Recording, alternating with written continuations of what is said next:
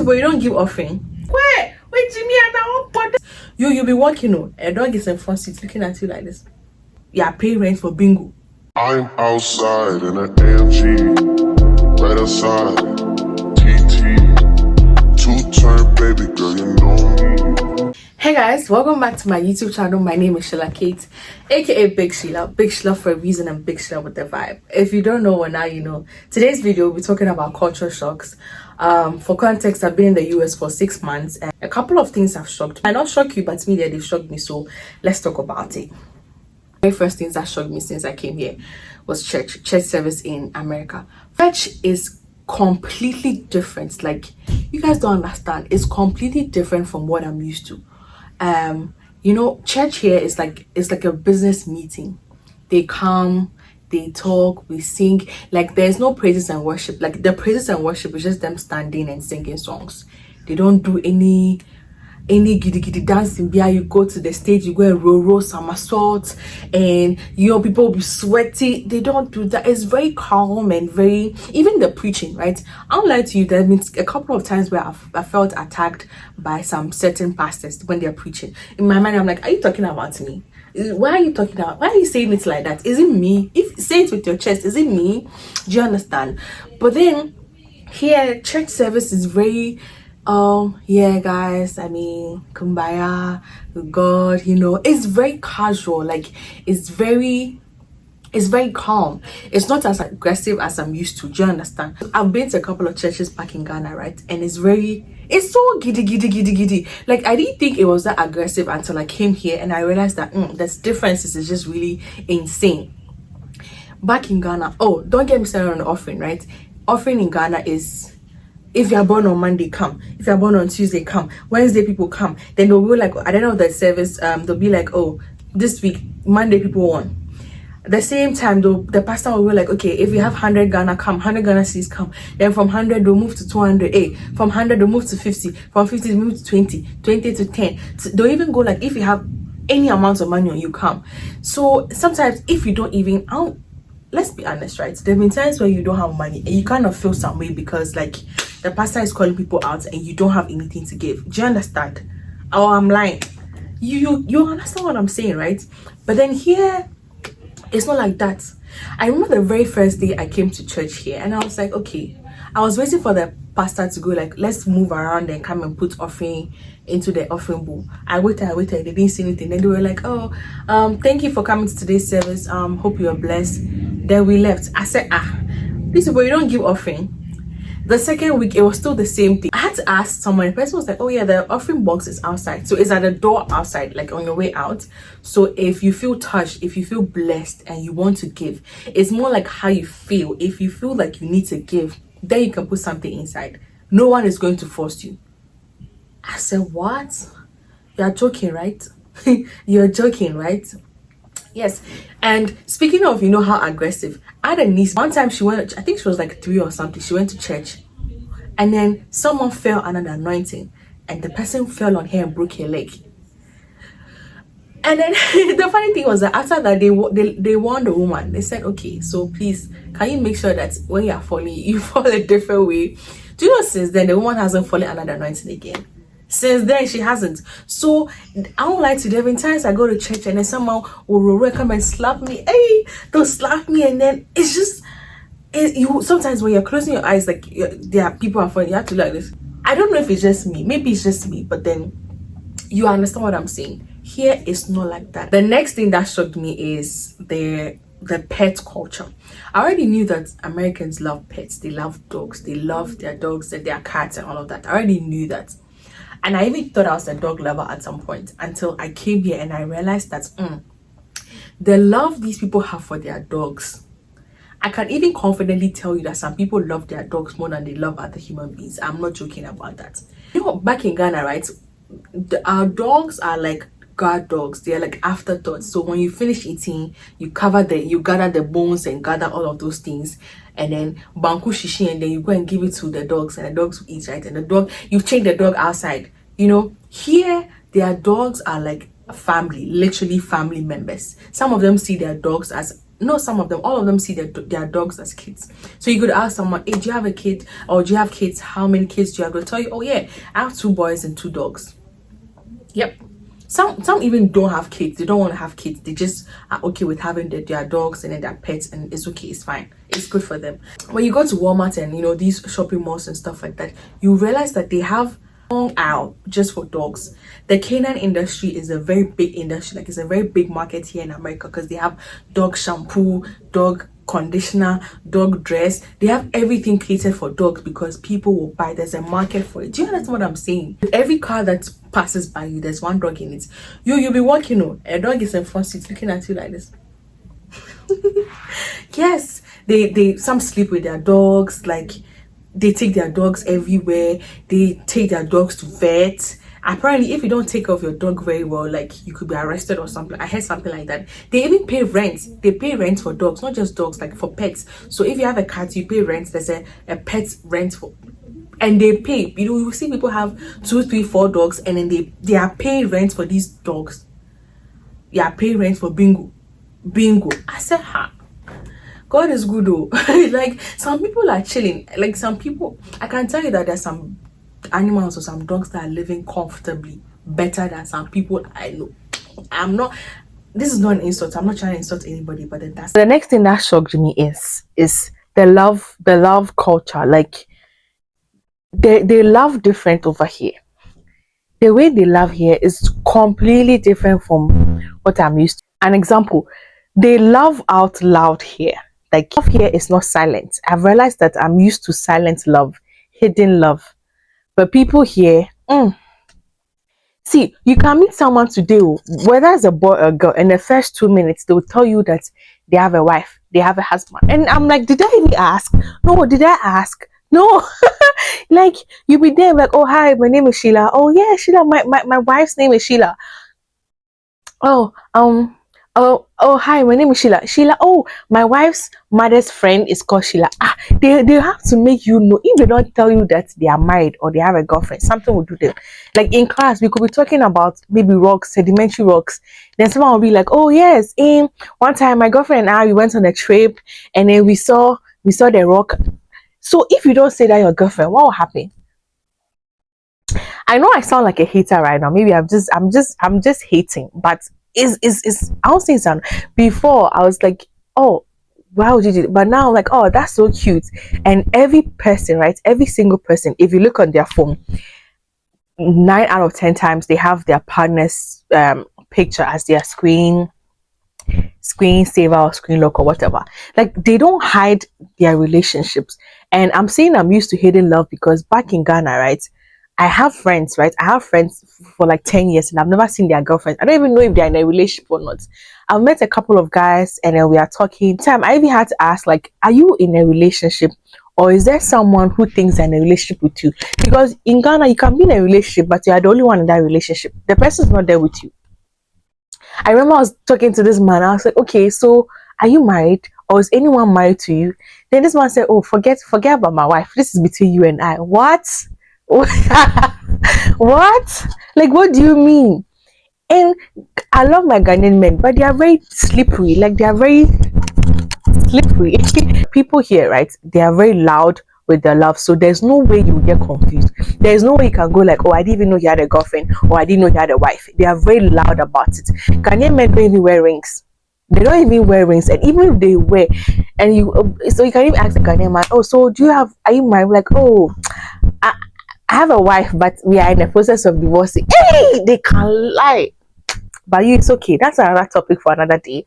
But like people here, they are very loud. And it's not even just the women, or the men also do it. Like even in class, your lectures, you can come to class and the lecturer will be like, oh, I'm sorry, my wife had a knee surgery.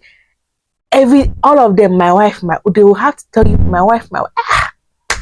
God damn it. Back in Ghana, when I was single, I didn't really care about anything. Like, but here you'll be pressured to be. You feel like loving, like you feel like you're in a relationship. But then, yeah, I'm just joking, I'm just being silly, but then they laugh out loud. Like even when you go on their Instagrams, right? They'll post a picture with them and then their partners, and then they'll tag it. So you can't say that you didn't know he was in a relationship or you didn't know she was dating. You will know. They will tell you that they are in a relationship in the first 5 minutes of you meeting them. They'll have to let you know. The next thing that is like a culture shock for me was um basically whatever I knew in Ghana, I had to realize that this is not Ghana, because there's certain things you can get away with in Ghana. It's not a big deal, but then when you come here, you can't do those things. One time, I needed help from someone, but then where we were, I couldn't talk. It was a very quiet place. I couldn't talk, so I had to get the person's attention. So I was like this, like just to get the person's attention, right? And I think I did that 2 times.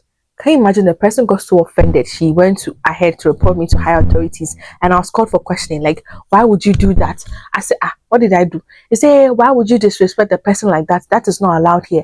I had to explain to them that it wasn't my intention to disrespect the person. Like, this is something very normal where I come from. It's not a big deal. Like, okay, I didn't say that, but I had no idea. It was just me trying to get the person's attention. I couldn't make noise because the place was very a quiet place and all of that. Then they were like, yeah, they know that I am new here. I'm literally fresh off the boat, so that's why they are telling me. But then I need to be careful. So like right now, I'm working. I don't say I'm working on eggshells, but I don't want to do certain things that I might think is okay in my culture, but then here it's not okay. Do you understand? So when you come here, you realize that you have to do a lot of learning and unlearning. Like go to Rome, do what the Romans do. If you're in America, you do what the Americans do. Don't come and say, oh, in Ghana, in Ghana. Yes, in Ghana, but you're no longer in Ghana. And I had to learn that the hard way. I was just very thankful that it didn't escalate, like it didn't become a huge deal. So I had to go and apologize to the person, tell the person that, oh, it wasn't my intention, blah blah blah blah blah. They were even snapping fingers. Don't even snap fingers at their dogs. So why would I snap my fingers at a human being? I said, huh? I didn't know. Like I didn't know. So yeah. So there's thing like body shaming. I realized that Ghanaians do a lot of body shaming. You'll be there and someone go like, hey, your buttocks has come big. Oh. Me, if you tell me my buttocks has come big, I'll be like, thank you. But if you go and tell someone that your buttocks has come big here, the person will think that you're body shaming the person. Yes, like why would you say that? Are you trying to say the person is fat? Or why have you lost weight like that? Ghanaians just they open their mouth by and they say anything. But you really can't come and do that here, because if you do that, especially as a work setting, you're going to put yourself in so much hot soup. So unlearn that thing before you come here. It's not everything you say. If you see someone becoming so big, just keep quiet. Just go like, oh, I like your dress. If you don't even say anything, just back, back, and you go. Don't come and go like, why has your stomach become big? Why's your just everything? Ghanaians will ask why. Don't do that. We don't do that over here. I learned that the hard way.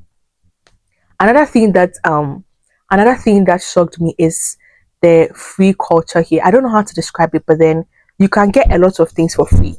You can get a whole lot for free. So if you're going by someone's house and you see that they put something on their backyard or on their front yard, it means you can take it. We've gotten so many free stuff. You can get microwave, you can get fridge, you can get, once you see that they posted something or they put something on their lawn, it's for free. It's for free. You can just take it and go. Yes. When I said, I was like, hey, really? Yeah, here free stuff, take it and go. Another thing too is that they have this pantry. There's one in school, like there's one in the school, and then there's one for the community, where I think places like Walmart and all of these ShopRites, and okay, we don't have ShopRite here, like Walmart, Hy-Vee, and all of those places. Maybe they are getting new stuff, they want to clear the thing, so they take them to these pantries, and then anyone can just go walk in and then pick stuff. So I can decide not to buy food here. I can get it's like a huge supermarket. You can get fish, potatoes, cake, cheese, milk, whatever it is, you can get over there. Water, tissue, everything you can get over there. So if you don't have money, you can get food. Problem is that there's not a lot of African food. Like the foods they have there are very white people food, and maybe you won't get, if I want yam, palm oil, I won't get all of those. The next thing that shocked me is the Ghana man time, the West African time. That thing is not here. It is not here. If you make plans with someone, an American, like meet me at 1 o'clock, at 12:55, the person is already seated. There was one time I had a meet. The person told me to come at 1. I went there at 12:50, and she was already there. I said, these people don't play with that time at all. In school, my classes are like 3:30. You get there at 3:30, the lecturer is already there. I've never gone to class before a lecture before. Every single time I get to class at 3:25, the lecturer is already there.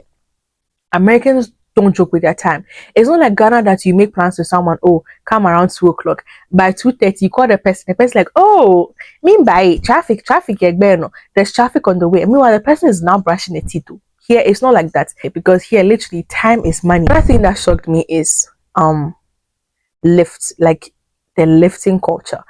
You know, I have made so many friends right now because I was going somewhere and they offered to give me a lift. Really, like if you're going to the gym, from the gym or you're coming back, oh, are you going this way? Come hop in, let me drop you off. Fine. Here, they don't do that. They don't do that. Everybody has a car, and when they are done, they all sit in the car and they go. Unless you know that, unless you're like that with that person, they don't. I remember one time my friend said she went to Walmart and she had a lot of stuff on her.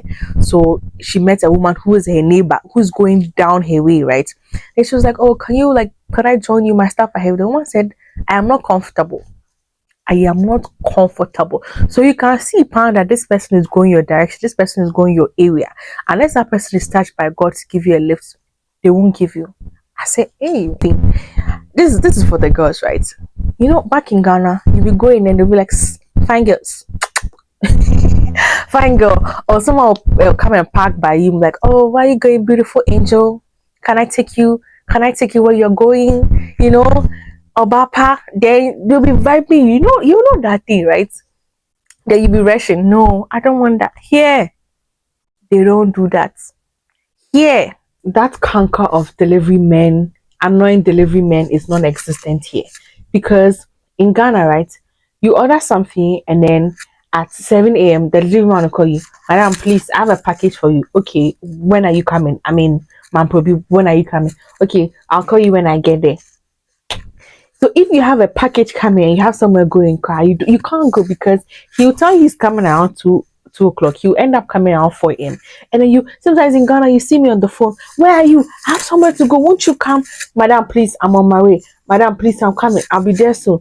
Sometimes literally the whole day the delivery man will finally arrive at 7 a.m. and I'll be so pissed. Like I'll be so pissed because I had somewhere going and then they didn't show up. But here, like, it's a delivery man free society. Okay, I mean obviously there are delivery men here, but then that annoying it's just not there. I remember the first time I ordered something, I was waiting for the package. I was waiting for them to call me. You know, typical Ghana. I was waiting for them to call me and go like, madam, please, where are you? But then nothing. So you just put your address there and then it shows up on your doorstep. It's like magic. I think it was just one time that they had to call me because I didn't put my husband's number over there. So they had to call to find out the apartment I was in. But yeah, this is not like a culture shock per se, but then it's funny how back in Ghana, I used to feel like literally like the devil because I have piercings. I have an anklet. I have this. I have these like 3 piercings. I have like 7 piercings. I think I had some here. I remember when I did this one, whole family meeting. Why did you go and do this? Why did you go and do a piercing? Like, why did you? It was a whole big deal. Sometimes you go to church and then you get people looking at you some way and people just judging you based on the fact that you had piercings. Like they made you feel like a literal devil. I don't know how to explain it for you to understand, but I've had people texting me, why do you have that? Don't you know this? Like people have so much audacity to come and question me and my life choices. Like, why are you doing that? There are some aunties in church. Why are you, especially if you wear something slightly above your knee, they'll be like, you know, you come to church. Why are you wearing it? In my head, I'm like, do you know what your daughter is doing? Do you know what your daughter is doing? Your son, do you know the dragon things he's doing? Like, I'm joking. Like, you think that your kids are heaven sent, like they are not doing anything bad. But coming here, I realized that I have not felt. It's funny how I feel accepted in someone else's culture or country. Do you understand? Because with the issue of piercing, now if I enter any place, right, you see people with tattoos, people like at my office like this, people have nose piercings, they have so many piercings. Like it's not a big deal. Like it's really not a big deal. No one looks at you twice. So I've never ever felt uncomfortable since coming to America with regards to like piercings and stuff like that. You go to church and then there are people with tattoos. You could like your pastor even has long hair. No one looks at you twice. No one questions you. Like in church, no one cares what you wear. Like that's one thing I like about this place. No one cares what you wear. In summer, right? I went to church one time and the chorister was wearing shorts. Chorister was wearing shorts. My Ghanaian mind can still not fathom. Like I still don't understand. I can't comprehend how a chorister can wear shorts to church. Even red, I can't even wear trousers to church, right? Because my society frowns on it. Like, why are you wearing, trousers as a lady? Why are you wearing trousers to church? When I was in Ghana, I never wore trousers to church. But here, all that matters is you're going to church. Just come as you are. No one cares. Like legit, no one cares about you or what you wear. And I still don't understand it. Like I'm used to people being my business. I'm used to people doing questioning me. Why did you do this? Why did you do that? I'm just so used to that. So coming here where no one gives two flying that about you, I'm like, wow.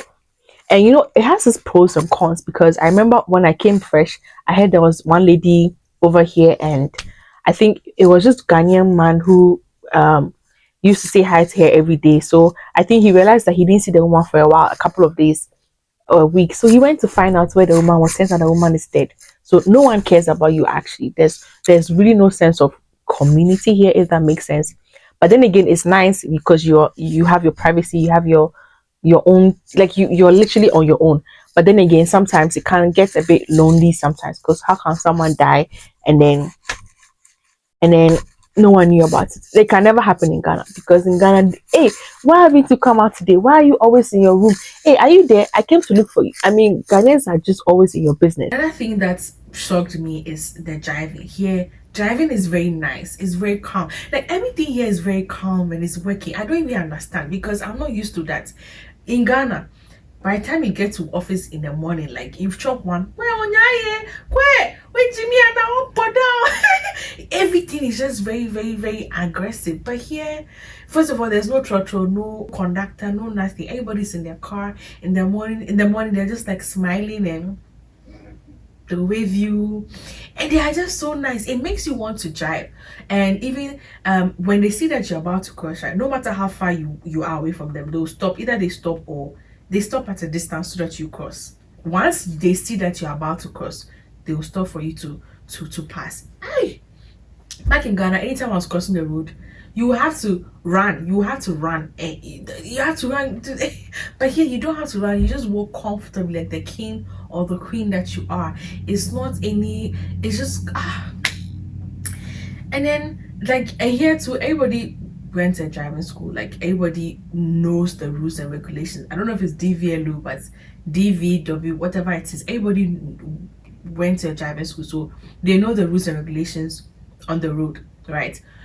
So they know the thing by book. Ghana is just by takashi and hardness and awareness. Everybody's doing what they chose, whatever they chose is everybody's doing that. So for you to cross the road, you have to pray that the person is in a good mood today. If not, you just stand there and then nobody will mind you. But here, once they say you're about to cross the road, they just stop for you because they don't want a situation whereby you mistakenly roll and come and say that they have hit you so that they come and pay bills and stuff like that. They don't want that. So they are literally very respectful to the pedestrians. Just what I'm saying. The next thing is the lectures. Like back in Legon, you will never see me emailing a lecturer or going to visit a lecturer at his office, because of what I'm talking about.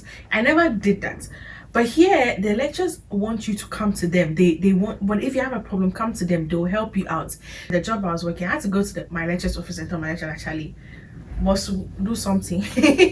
I had to go and tell him to and he looked for a job for me. And then they're all like, if you need anything, just come to us. Like if you have any problems, if there's anything that is preventing you from maybe excelling in your academics or everything, just come to us. If you don't understand anything, come to us. Like they are very willing to help, and it is strange with no strings attached. Like they just want you to excel. So come to them if you have any problem. When there's a test or when there's an exam and you cannot maybe do the exams, you can just tell them, email them, and then they will extend it for you.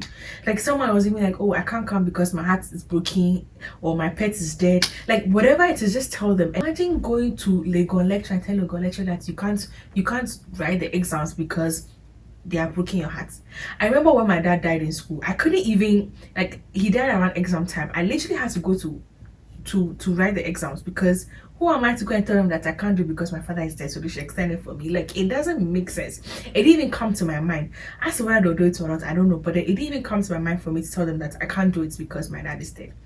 You know, respect. That respect thing, that is so much of a big deal to Ghanaians. It's not like that here, because here, I remember one time I was buying something and I gave the person my letter. I was like, sorry for the letter. He was looking at me like, what's wrong with you? Here, it's okay, you can give someone your right hand, left hand, it's not a big deal. But in Ghana, if you are giving something to someone with the left hand, hey, the person will feel disrespected. Here, it's not a big deal. And also, it's not by force to greet. If you see someone want to greet, fine. If you don't want to greet, you move. It's not by force that you have to greet. I remember one time I was going and some kids came to pass by me, and they just passed, they didn't say anything. I was looking at them like, you people, you can't greet. You don't know how to greet. They didn't teach you how to greet, eh? But it's not a big deal. Like, you can't go and command respect. If they don't give it to you, it's not by force. You can't get angry at it too. It's not a huge deal. Like, you won't chop respect. Like in Ghana, you won't chop respect. So another thing is like having cars, because in Ghana, having a car is a source of like wealth. It shows that you're rich or something. But here, cars are not a big deal. Like, it's so easy for you to get a car. Don't ask me why I don't have a car yet, but it's very easy for you to get a car. And you see small children as old as like 16, 17. Okay, I don't know about 16 per se, but like 17, 18, 19, and they're in big cars, like big cars. So I've seen cars cry. I'm tired. It's not a big deal here because they use credit card, right? So everybody here is living off credit. I think this thing shocked me. So there's this particular lecturer, every time he gives us 10 minutes to walk about. Like, it's actually normal, like 10 minutes break for you to go and do whatever you want to do, to go and stretch your legs, and he'll force you to go out and go and walk and come back. Like, 10 minutes break for what? He does that every time, and apparently it's normal. Like, it's okay here. So the next thing that shocked me is like employment or unemployment issue. I don't know how to call it, but in my country Ghana, unemployment is by force, not by choice. But here, like, someone can choose not to work and then they'll be okay. There's a job for everybody here. Do you understand? There's a job for everybody here. As long as you want to work, you get a job, and as long as your brain functions. So why do I say that?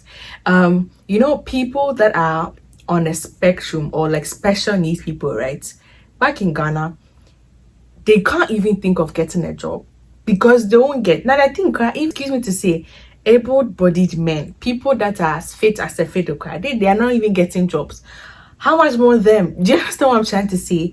But here, as long as your brain is working, it doesn't matter if you don't have one leg, if you don't have two legs, whatever it is, as long as your brains are functioning and you can work, there's a job for you. So like when you go to Walmart, right? In my area, when you go to Walmart, they are there 24/7 and they get money, they are paid. They are considered as regular human beings.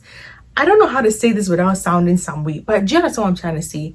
And in my school, right, at the cafeteria, there are people, like special needs people, and then they work and then they are paid. They, like, Charlie, in Ghana, Tintin grandma men cry. They don't have jobs.